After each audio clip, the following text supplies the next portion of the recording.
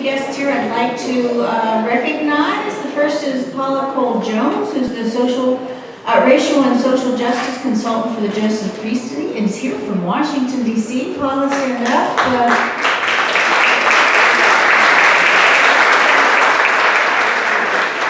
We hope we're going to be working closely together with her as we move forward in our racial justice program.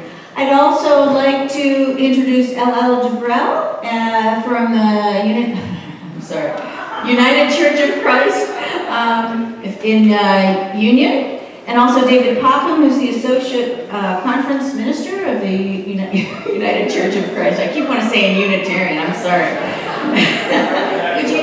They were here last, if you remember, at our issue conference. And we are exploring ways that we can be collaborating together between the two denominations. Now I'd like to introduce Becky Doggart, who is a longtime member of the Unitarian congregation here in Montclair and a leader in the Undoing Racism work that's been going on here for many, many years. Becky?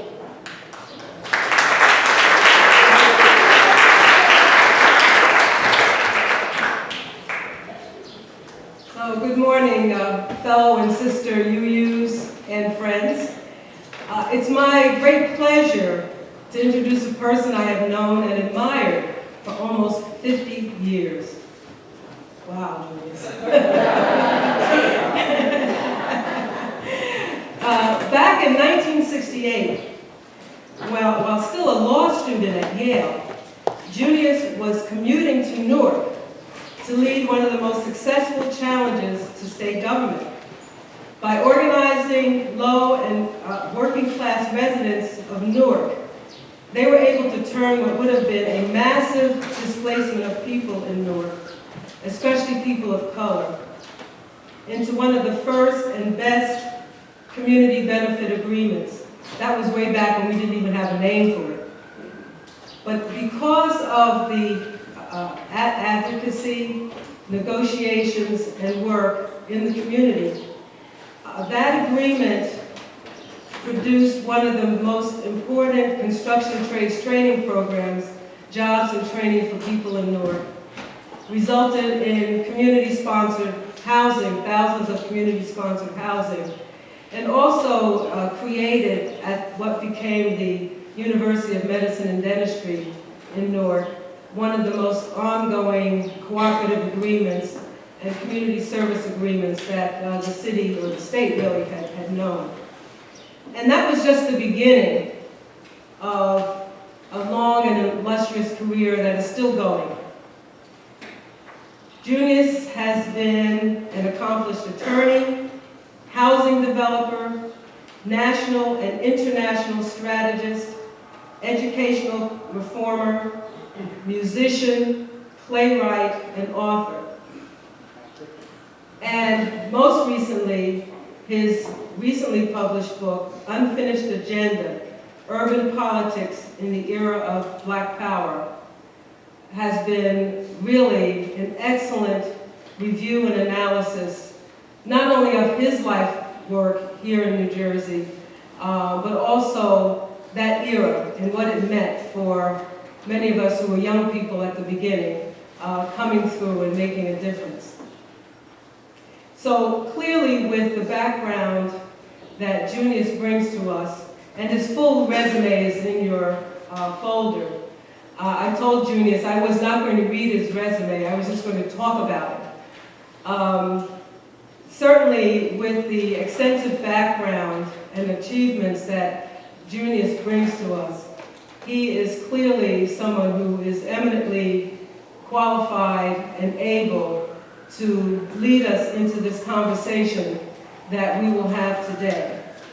Today he is going to talk about the modern inconvenience of race. Junius Williams.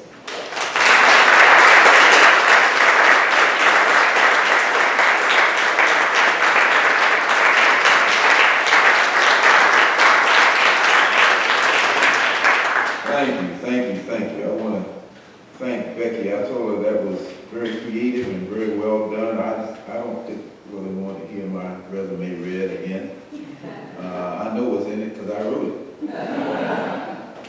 So, yes, the modern inconvenience of race. First of all, let me thank you for having me here. This is very nice. I appreciate that, Reverend Hirschberg, and others who ever decided to invite me here. This is a good audience for me. My son used to go to preschool right around the bend here. I believe it must have been connected with this church. And I think also some of you probably, do you all come to Bethany Baptist Church every now and then? Yes. Yes. So that's my home church now. So this is really good. The other thing I want to note is that I am quite well aware of your age bracket. Being there myself, Becky said 50 years ago. It just doesn't seem that long. Just doesn't seem that long. I accept it all. But it's good that folks our age are not sitting home in modern day rockers doing nothing but absorbing all that medicine and all of that television and all of that negativity that comes along with that. But whatever health condition we're in, we work. And I appreciate it. I appreciate you for being still on the battlefield. The civil rights song we used to sing, still on the battlefield, still on the battlefield for my Lord. And I promised him that I would serve him till I die. I'm still on the battlefield for my Lord.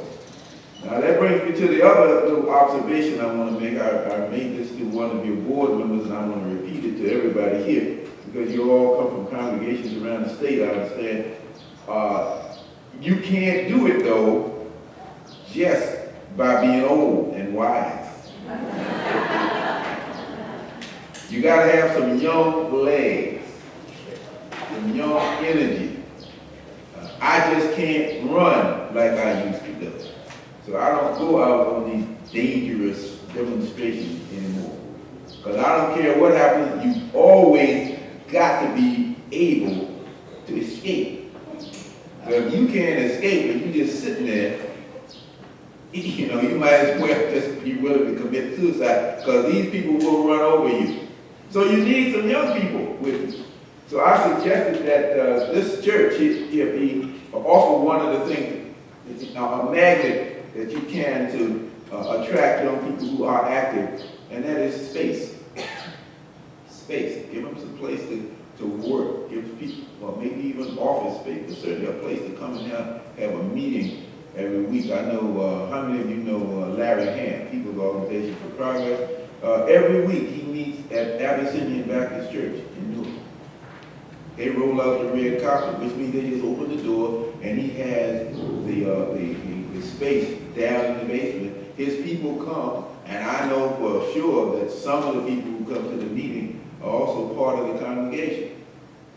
It's good to have, for young people to have, even if they don't come to your services, it's good to have that connection, because you offer a protective cover for people who believe that Black lives matter. People are not going to roll up on young folks as much if they know that you are there to protectively cover them. So I just throw that out as a suggestion. I wanted to put that out because I look around here. I haven't been here before in this part of it. Like I said, my son was over there. But maybe that's something that you all can think about. So, the modern inconvenience of race. How many of you know that race is really a social construct? That the difference between me as a Black man and you as a white person is so small. So small. The only difference is the predictability within the human, the variations allowed by the human genome. The hair color, straightness of hair, color of eyes, size of limb, all of that is within the human realm. We're all one people. But that's not how it works. Now my daughter, Junius, who's also a lawyer. She's interested in doing some investigation. So she had me spit in a tube about a week ago and send it off to someplace, and they're going to do some DNA analysis so that I will be able to pinpoint my DNA source, and she, by looking at her mother and her father, will be able to pinpoint hers. So, standing here before you, I might discover that I'm white. You see how that works? I wonder what you would think of me if I turned out to be white. Becky's laughing. Would you all invite me here to have to make this speech if I was white? Might not. What about my family? What about my friends like Becky? My fellow one-time Black Power advocates? What would I even think of myself if I turned out to be mostly white? All that is because of race. You talk about a modern inconvenience. My goodness. I have to look all over myself. And so would everybody else. So even though race is a social construct, whose interest does it serve? So let's go back. Let's go back to Christopher Columbus and the colonials. You might even have a rock group called Chris and the Colonialists. But it was more serious than that. Native Americans were branded with the concept of race. Shortly thereafter, enslaved Africans to justify what? To justify what they did, what the colonialists did to people. There had to be some way to separate us from them. And it was easier to make the dehumanization process more palatable if there was something called race. So how far were we willing to go with that thing called race? Well, let's look at the U.S. Constitution. The whole concept of race is infused in the Constitution. The whole concept of distribution of power is based upon Black people being considered 3/5 of a human being. Not to say anything about gender, but that's another speech because we're only talking about 3/5 of a man, not 3/5 of a woman. It's infused in the Constitution. U.S. courts, Congress, the White House, all of that's affected by race. It defined leaders. Who were the good leaders? Who were the people we looked up to? George Washington, he had slaves. Thomas Jefferson, he had slaves. The only difference between George Washington and Thomas Jefferson is that when Washington died, he let the slaves go. When Thomas Jefferson died, he did not. But here you have these leaders, and you're looking at contradictions. You're looking at the hypocrisy of saying we believe in freedom, but we don't have some people who can be free. So we have a contradiction right from the beginning. Let's come on down a little further. Let's look at Chief Sitting Bull, the mighty Sioux Nation of Native Americans. Let's look at Nat Turner. Another kind of leadership definition comes from those two gentlemen because they stand for outright rebellion, rebellion against the state based on what? Race. Race. Then you have Harriet Tubman, Frederick Douglass, a new word for America, abolitionists, abolition, infused in the whole culture of who we were. Race and its counterpoint, racism, took on lives of their own in the American narrative. And if you think about it, way back then, we heard more about race than we did about class. You see, there's another lecture that I do when you talk about where you want, when you look for freedom, when you look for people who want to be free, you have to look at the intersection of race and class. But more often than not, race trumps class, which was the situation when Becky and I were active together in Newark, if you think about it, but we come to that at another time. Racism caused conflict, civil war based on slavery. Defined the terms of Reconstruction. Ku Klux Klan came out of that. Brought on segregation, separate but not equal. Brought on action against segregation, starting in 1939 when the lawyers set up shop and looked for the evidence that separate could never be equal, all the way to 1954 with the Brown cases. That was the modern day beginning of the civil rights movement, and this is where I come into the conversation. I'm reading a little bit from my book here, which I hope you all will buy. But despite the scarcity of confrontation with whites in our neighborhood in Richmond, Virginia, race and racism permeated every aspect of our lives. Our parents taught us that in order to succeed, we had to be twice as good as white folks. We were constantly being prepared to enter a world dominated by whites. On Saturdays, my mother or father sometimes took my brother and I to the movies at the Booker T, the Walker, or the Hippodrome, 3 rundown theaters designated for color only, where we saw mostly B movies that had been hits months before in the white theaters. On those outings, we couldn't eat downtown at the restaurants reserved for whites only. When we went on vacation to Atlantic City each summer to be with my father's family, we left real early in the morning and carried bags of cold fried chicken to eat along the way. Between Virginia and Delaware, there was nowhere for us to stop on the highways, even to relieve ourselves. It became a habit. Being black was growing up with the knowledge that white is power and uppityness had its consequences. That's why black people love the blues. The blues spoke of love and lost love, money and no money, travel and arrival and leaving again. Sometimes we were going to Chicago and we were sorry but we can't take you. Then again we might be moving on out to the outskirts of town because we didn't want nobody always hanging around. We loved the blues because it helped ease the pain of being slighted, ignored, or slapped down by white folks. Blues singers, the R&B singers of my day, would remind us of the joys and heartaches white folks couldn't share through dance, singing, or playing a horn. James Brown sang, "Down on my knees," but he got up with a smile on his face, his comb hair just right, and some money in his pocket.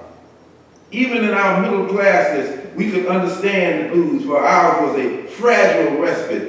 Our parents just 1 or 2 paychecks from being wiped out like our neighbors across the street. The blues ain't nothing but the truth, and the truth was available for all of us, poor or not so poor. Now when you look at that, what I was saying is that race and its companion racism was very important to define who we were. The more they came at us with their laws and their consequences, the more we pulled together. The more we celebrated who we were with our music, with our laughter. For example, name some stars back there in the day. I mean, you know, people like the Beach Boys, the Beatles, Roy Orbison. We ain't listen to that. We listen to James Brown. We listen to Aretha Franklin, Gladys Knight. When we looked on television on American Bandstand and saw the white kids our age dancing, we laughed because they were dancing music, they were dancing to their latest song, but they were dancing. We had danced 5-6 months ago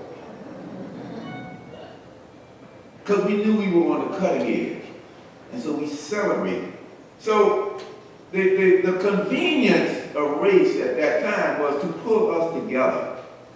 The inconvenience of racism was what it did to our heads, however, because we paid a mighty price. Because many people whole concept of wannabe. Most, I won't say most, but I'll say many people in the African American community wanted to be white. Because that's the way it was set up for us to want to be like the majority culture.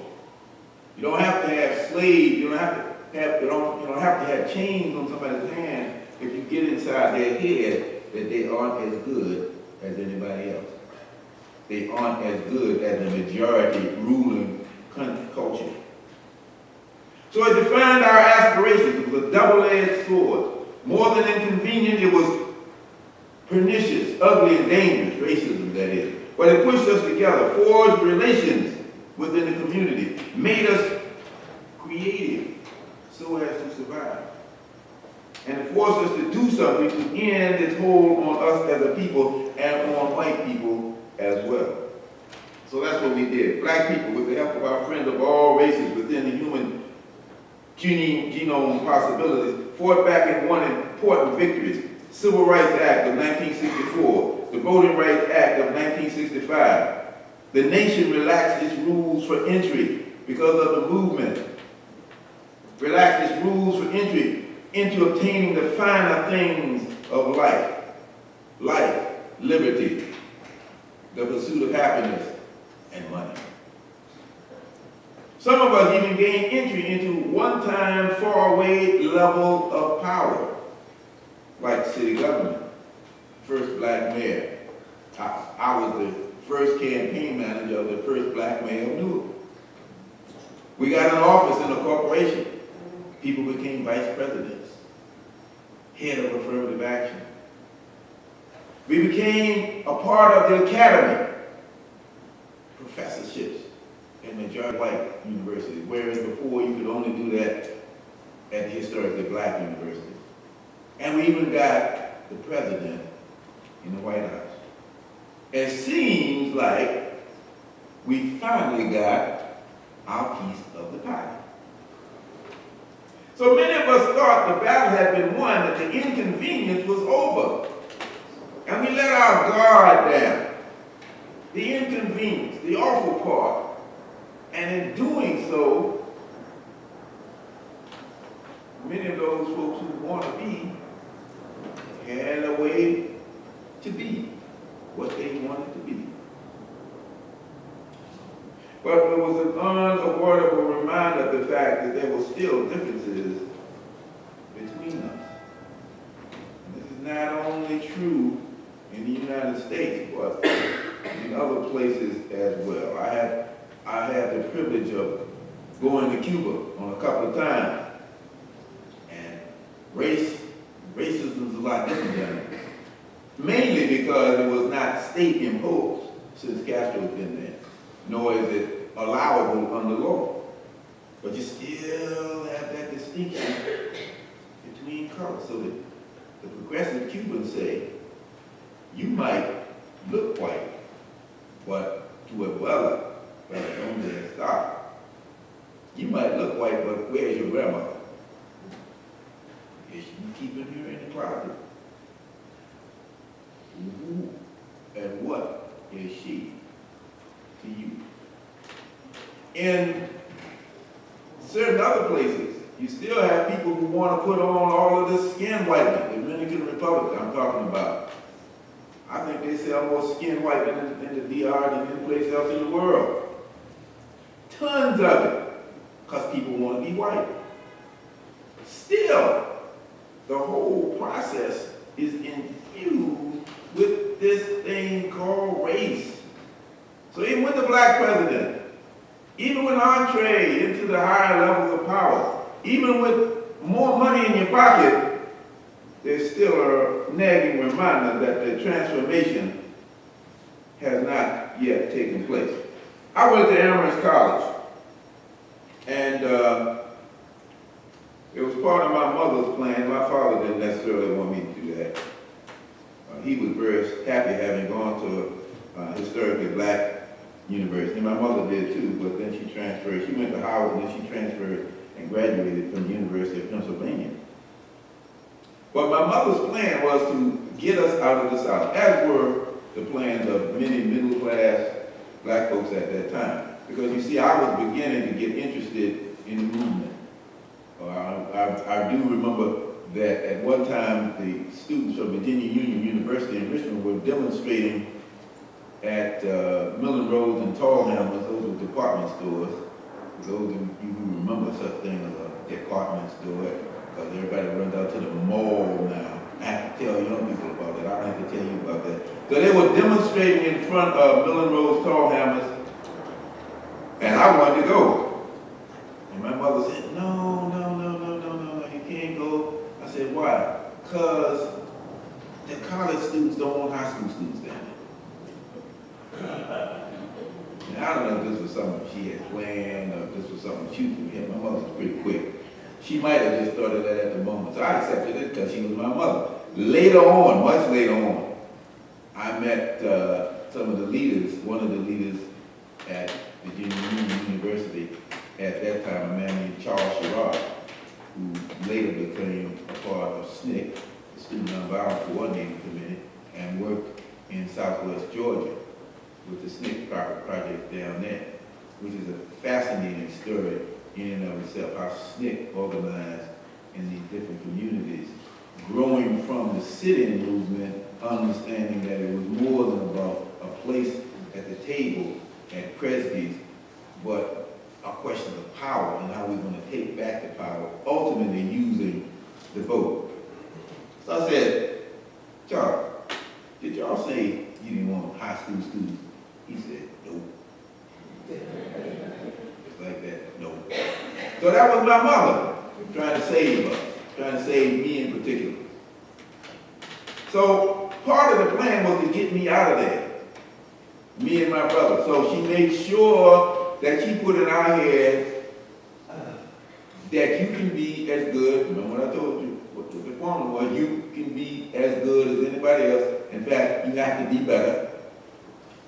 So I became better. I was valedictorian of my class. I had a 3.96 average out of a possible 4.0 average at Armstrong High School. Applied to Amherst College, got in. Didn't want to go particularly because I was also a musician. I wanted to go to Northwestern. But Northwestern gave me $0, and Amherst gave me all the dollars. So it was clear where I was going to college. So I went to Amherst. And here's what I had to say about that experience. Again, examining the price, the cost of race and racism.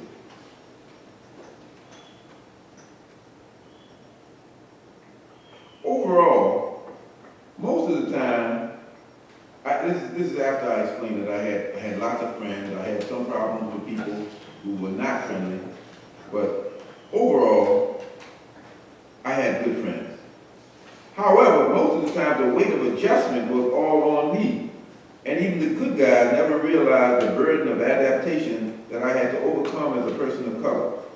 Most white folks don't realize that to be white is, first and foremost, to be privileged. The norm is white. At Amherst, white people were the dominant culture. From the choice of values, the humor, the music in the frat house, to the beer that we drank each week. Loved beer as a result of my experience at Amherst College. Blacks or any other group who were outside the mainstream had to adapt or be unhappy.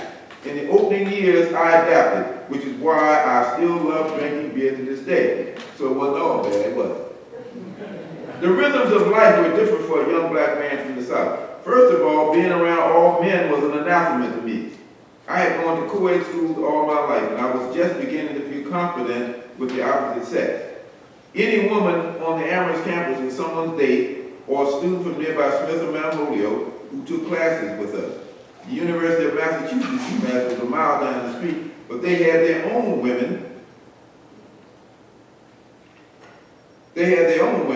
UMass students were working class young men and women, mostly from Massachusetts, going to a state school.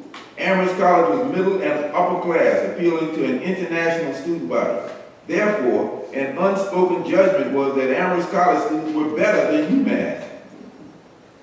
I never had that feeling. I would gladly have dated at UMass if I had only known any black women there who met my Richmond, Virginia standards of what a fine woman looked like. I was choosy, but not based on class. So, all of this is what I had to deal with. That first sentence was the most important. I had to adjust. We had to adjust. Anybody who was outside the norm had to adjust. So Amherst was a challenge for me to reach my standards, but I was able to succeed. What happened is very important. At Amherst, I was involved. I played squash, tennis, and lacrosse. I made the freshman team in squash and lacrosse, and I became a prominent member of the Students for Racial Equality. And I was still the guy in the yellow sweater who smiled a lot. Remember him? I set that up early in the book as a symbol of me just trying to get along. I gave no one any reason to dislike me and wore on everybody's good side. Popular and therefore exceptional. Even made it into the guardhouse, which was the not-so-nice nickname of Alpha Delta Phi, which was the most prominent fraternity on campus. So I really had it made. I was doing my work. I had escaped freshman year, and I was included into the most prominent social set. All I had to do was go home on holidays and get my batteries charged, come back, and keep on smiling. I would have whizzed through Amherst in a 4-year blitz, right? Wrong.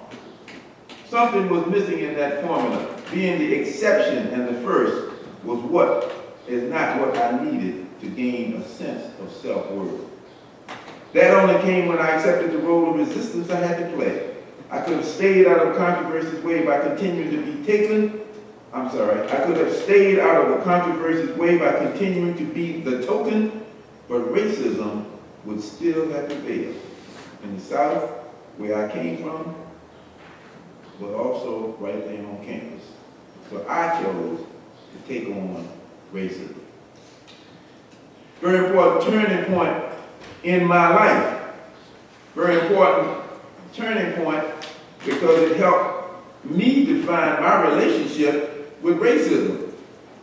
As I took on a person who wrote an anonymous letter in the student newspaper, I fired back at him and told him that if he was so bad, his ideas were so relevant, how come he didn't let us know his name?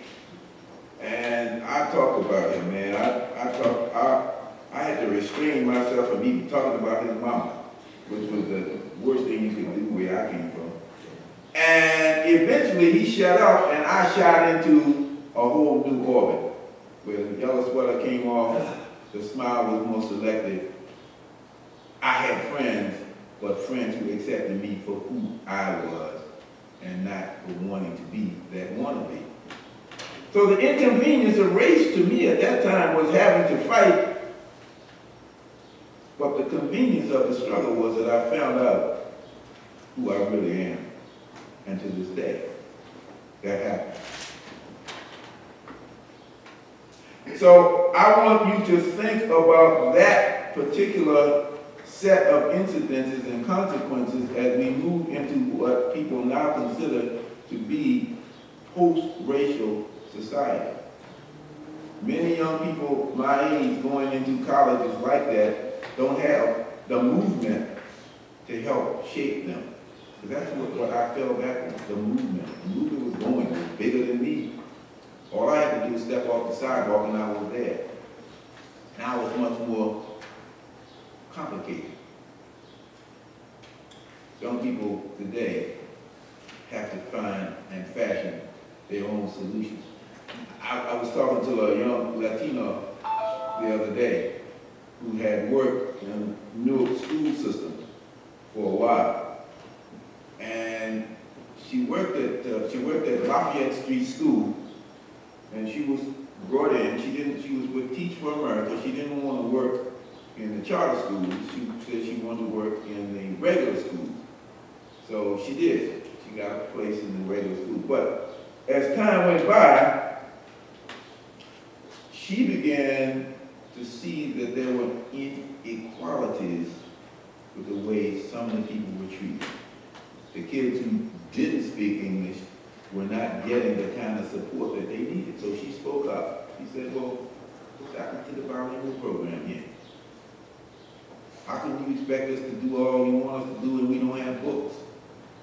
How can you expect us to do what we're supposed to be doing when teachers have to buy their own material to decorate the walls in an otherwise very grim environment? Some of the schools in Newark were built just after Abraham Lincoln came to town. Now, I didn't say Abraham Gonzalez or, I said Abraham Lincoln. There are schools here that came just after Abraham Lincoln came and made a speech on Broad Street, which was just before he was assassinated. And she teaches in one of those schools. Teachers spend a lot of money to decorate the classroom, keep the kids visually focused on something that's worthwhile. So as a result, I don't want to tell the whole story, she had to fight from that point forward because she was labeled. Now, you don't get that many people who are willing to take on that struggle like she did. But she overcame. She won her hearing, had support from the teachers in the school. But she decided, I can't teach anymore. So she went to law school, which is where she is now. Good story, happy ending for her, but what about those kids? Because this was a good teacher. Good story for her, not so good for the kids. So where are we going? We don't have a whole lot of people who stand up anymore because they don't have that background. They don't have that outside force pressing in. And that's why I suggested that you all become that helpful source for young people who want to fight and all the issues that you want to do. So, getting back, that was kind of an aside, but getting back to my main purpose here, my main topic here, I want you to look at this video because for those of you who think that we still do not have a problem, let's look at what I call the Central Park bicycle case. It's only about 4 minutes, and then, am I on time? Time-wise, we okay? All right, so let's take a look at this, and then we'll talk about it. Maybe you might want to do. You see this, and you wonder, did he lose his keys, or is he blatantly stealing that bike? In broad daylight, he hammers, and then saws on the chain. When that doesn't work, he pulls out an industrial-sized bolt cutter, and when he's asked, he messes up. You lost the lock? Not exactly. But he's not a real thief. Justin Kelly is an actor, and our hidden cameras are rolling. What happened? Not that I can't get through the lock. I mean, I know it's weird, but you wouldn't happen to know whose bike this is. It was odd that somebody had all that equipment, but you didn't do anything. No, That's that's true. the bottom line. Lots of people stopped and stared. A few even questioned the actor. That's what you have to ask. Is that your bike? I guess technically no. Okay. Bye. In over an hour, about 100 people passed by. Only George and Arlene tried to stop it. Some tell us they plan to call the police later. Others say they're scared. Keep moving. This woman and her friends give our thief the benefit of the doubt. When we ask why, Lisa Washington tells us first impressions matter. I remember thinking young white men don't usually carry burglary tools. So we don't make assumptions, huh? I'm thinking maybe he works for the park. We replace our white thief with this young man, Matlock. Remember, both actors dress in a similar way and are about the same age. Is that your bike? Nah. What do you got the chain for? Well, within seconds, another person confronts our thief. Is that your bike? Technically, it's not, but it's gonna be mine. More people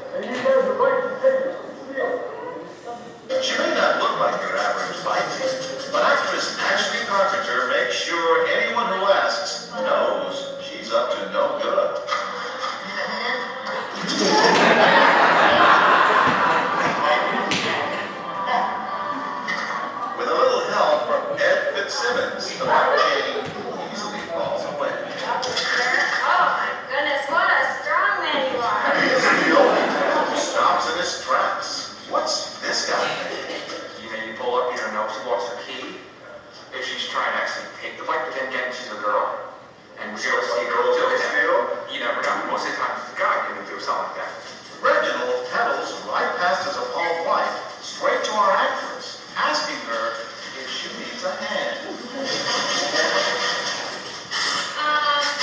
Yeah, I'll eventually get it. Fine, roll with it. Let's do it. Oh, you can steal it? And you can help me steal it. So, you see, I think this was videoed in 2010, 2011. Let me just sum up by pointing out some lessons that we learned. Racism still has a life of its own across class and gender lines. Number two, the results are predictable, and eventually a policeman would have come, somebody would have been arrested, the black one that is, and maybe even have to survive a beatdown or even worse. I don't have to tell you about what's going on nowadays with cops shooting black young people. Number three, the white man's anger was palpable, and while others didn't join him, they didn't try to stop him. That's the good cop syndrome. That's the good cop syndrome. Even though they know it's wrong, they let it go. White male and white female bike thieves enjoy privilege that black thieves do not. It's borne out in other statistics as well. A recent Princeton study. The average white person applying for a job can get a job with a record faster and get a better job than a black person without having gone on prison. No record. And so, I leave you with this question. Is racism a modern day inconvenience? Well, I guess it depends on who you are. Who you are. And so with that, on that grim note,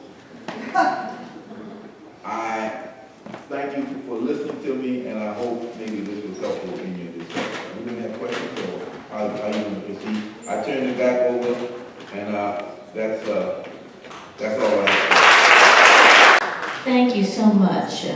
This is a very courageous man. If you have a chance to read his book, it's an incredible story. And we have them in Fletcher Hall for you if you'd like them. It's $20 to cover our shipping and everything, and I'm sure you'd be willing to sign them? Yes. Okay. We have I'm going to maybe take 2 questions. We're really running behind some technical issues. Anybody have any questions for Mr. Williams?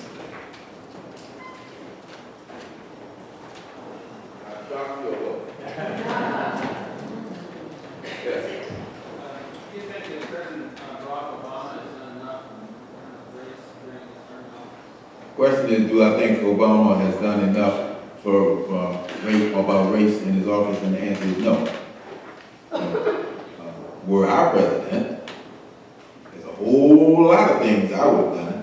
But alas and alack, I am not president. But let's just, the one thing I would have done, I would say this. I would have proposed a jobs bill.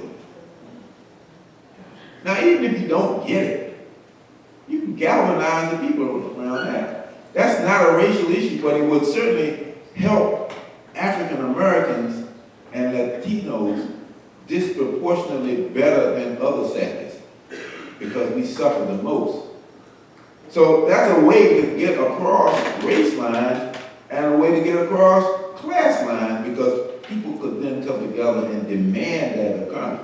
People are still waiting for the economy to get better and for this trickle-down theory to apply, which hasn't worked since Reagan and it hasn't worked now, but nobody is educating. None of our elected leaders are educating, well, I can't say none of them, but not enough of them are educating people about what we really need to have in this economy to jumpstart it and get people to work. Yes. Okay, so I've read so much of you, I know about you, and I just, as a person of color who's also Hispanic, I prefer Hispanic to Latina, I feel that the president, like he says, he's everyone's president, and he should not lead the conversation, because I live in fear that somebody's going to try to kill me still. But I think every American should have a conversation on race, and they should take the workshop that Craig just took, the undoing racism of community organizing, and start the conversation in their community, because even if he breathes, he's attacked. And if you want to say, well, I'm going to tell you about race, they're going to shoot him down verbally, and I'm so terrorized that they're going to shoot him down physically. I don't think it's his role. He's everyone's president, even the KKK members and the Tea Party members. We should be doing it as a matter of conscience. Well, it's not his role to solely lead the conversation. Okay, well, I guess I just have a different set of expectations. I agree. I wanted to say another black person's opinion, and a Latina's opinion. Well, let me respond.